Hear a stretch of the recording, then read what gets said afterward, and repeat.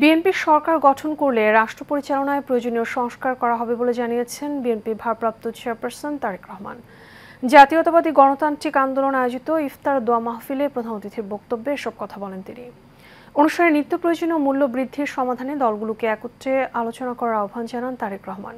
তত্ত্বাবধায়ক সরকার ব্যবস্থা, সংবিধান এবং প্রয়োজনীয় সংস্কারের অপরিহার্য উপাদানগুলো উৎপাদন বৃদ্ধির ব্যাপারে রাজনৈতিক দলগুলোকে ঐক্যমত হতে হবে।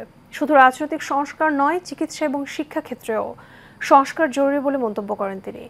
ইফতার মাহফিলে সভাপতিত্ব করেন দলটির চেয়ারম্যান ববি হাজ্জাজ। অনুষ্ঠানে দেশ এবং জাতির কল্যাণ কামনায় দোয়া ও মোনাজাত করা হয়। চেয়ারম্যান এনডিএ ববি হাজ্জাজ বড় লম্বা কথা হয়তো ভালো লাগবে না। আমরা বলেছি আমরা ইনশাআল্লাহ জনসমর্থন পেলে সরকার গঠনে সক্ষম হলে বিএনপি এই কাজগুলো করবে যেগুলো জনগণের চাহিদা সাংবিধানিক দৃষ্টিকোণ থেকে।